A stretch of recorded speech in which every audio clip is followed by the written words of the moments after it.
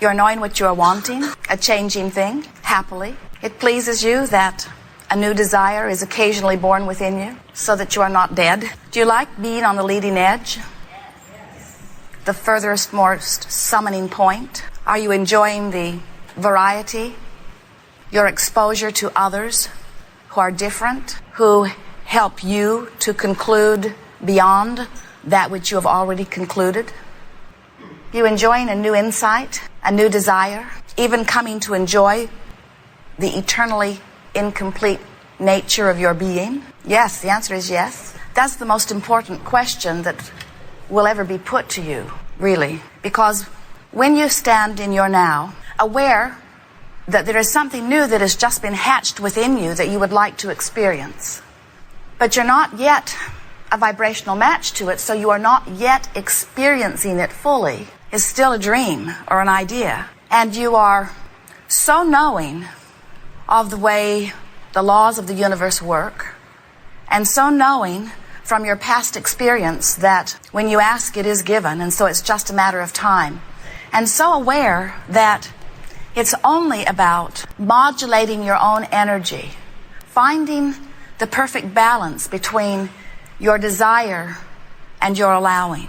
When that happens to you, then you are standing in the place you planned from your non-physical perspective. You knew that when you ask that it would be given, and you knew that the variety that surrounded you would help you to ask. And you knew that in the moment that you ask, that source would answer, that circumstances and events would begin aligning for you. And you knew that the asking was an important part of the expansion of the universe and of the creation of your life. And you knew that you would have to become vibrationally compliant with your own desire. In other words, you knew that you couldn't want something that you didn't believe. You knew that you couldn't have a part of your vibration wanting, but a part of your vibration doubting. You knew that that misalignment within you would cause enough resistance that it would keep you from your own desire. You knew all of that. And still you said, this contrast is so emphatically important to my birthing of a new idea that I am certainly in favor of the variety which will give birth to the new idea. And you knew that you would have to, once you birthed the idea, find a way to bring yourself into harmony with it. So as we begin speaking to you through this format about the science of deliberate creation, science because it is eternally evolving, we talk to you about directing your thought. We talk to you about identifying your desire. We talk to you about using your comparative experience in order to choose. We talk to you about becoming aware of what you want. We talk to you about deliberately wanting, deliberately guiding your thought. We talk to you about what we are now calling step one, which is the asking part. Ask and ask and ask and ask and get clearer and clearer about what you are asking for. And then we began putting emphasis on step three. What happened to step two, you ask? Step two is not your work. Step one is you ask. Step two is source answers. Step three is your work. You let it in. So we've encouraged you about step one. We've encouraged you to think about what you're doing. We've encouraged you to set your goals. We've encouraged you to identify what you want. We've encouraged you to collect data. We've encouraged you to write it down. We've encouraged you to script it in detail. We've encouraged you to get as clear as you can be about what you want. And now we are encouraging you to understand that once you have asked, that your work about the asking is done, and once you have asked, then relative to anything you are asking for, it's time for you to go past step two to step three. In other words, you don't have to keep asking. Now, you can keep amending, you can keep adding to what you want, you can continue to clarify, because Source never tires of hearing and never tires of answering. But for your own ability to receive, you have to stop asking where it is. You have to stop asking as if somebody needs to hear it one more time, and start trusting or believing or expecting or allowing it to come. That's where people come to say, let go and let God.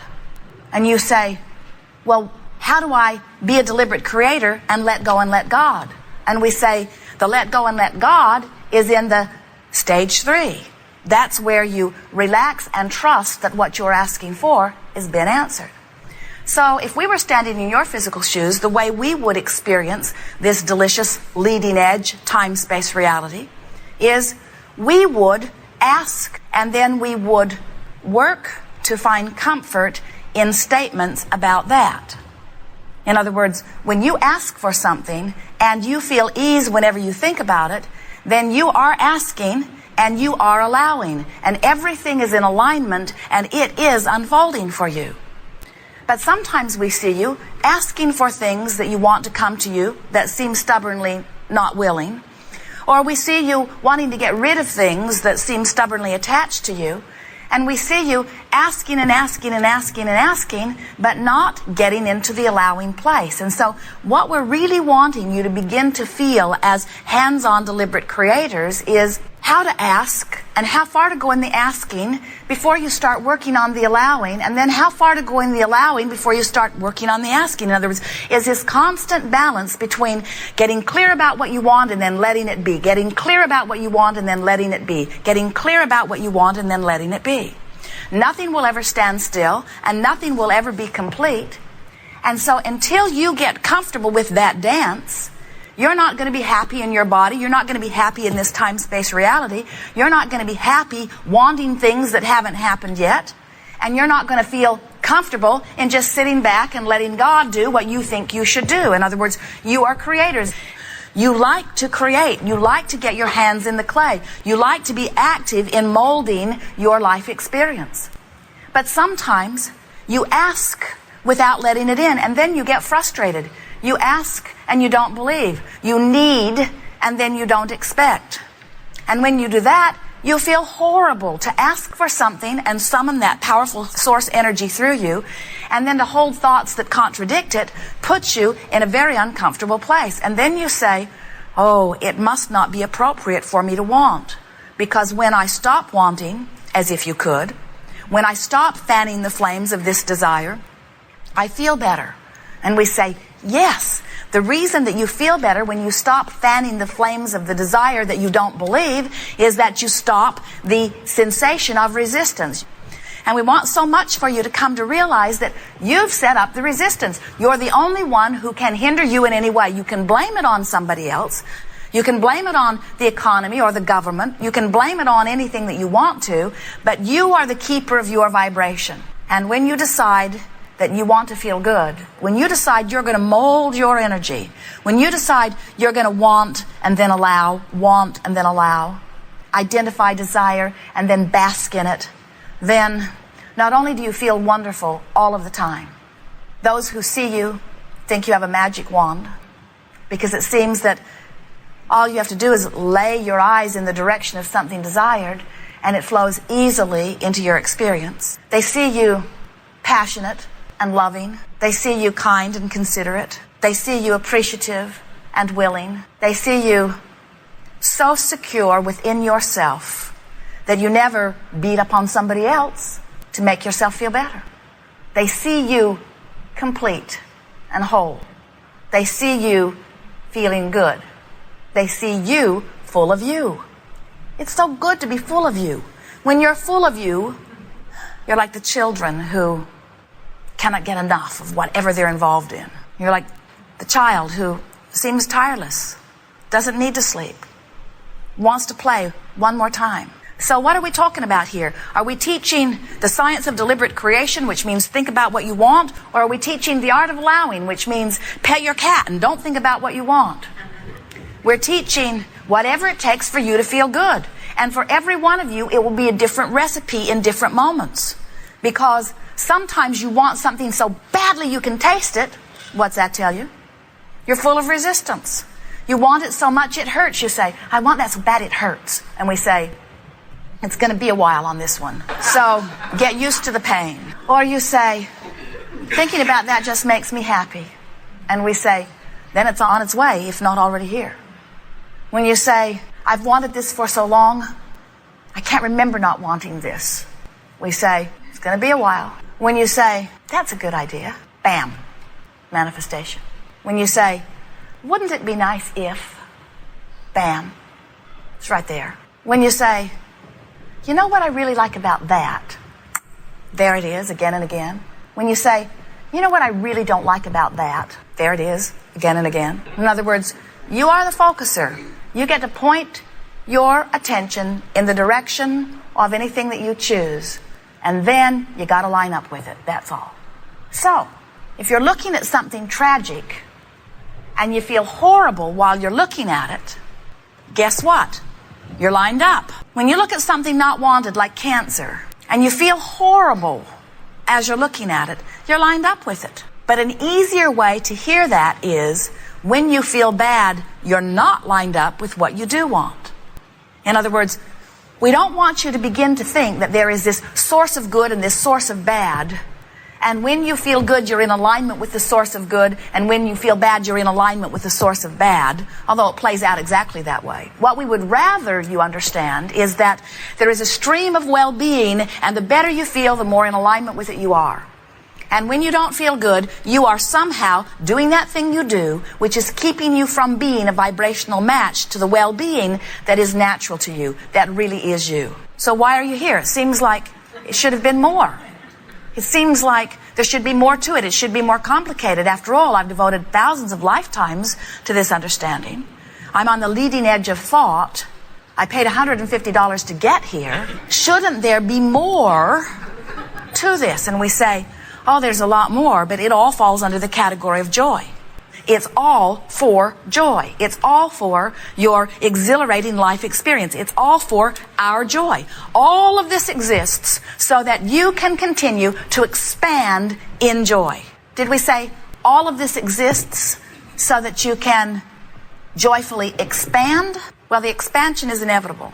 But if joy is your goal, it certainly is ours. Then, and only then, are we able to stay in balance. If you get growth out there as your goal, then you lose your barometer. You lose your sense of where you are in your balance of desire and allowing.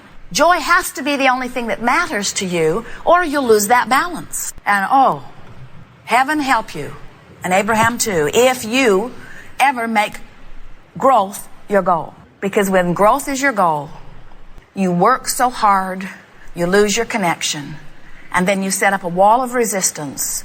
And then you ask harder and harder, you work longer and longer, you feel worse and worse, your desires stay further and further away, you walk forward and so do they, you walk forward and so do they, an elusive dream it seems. But when you make joy your dominant quest, then you can feel, time for me to put more emphasis on the specifics of what I want.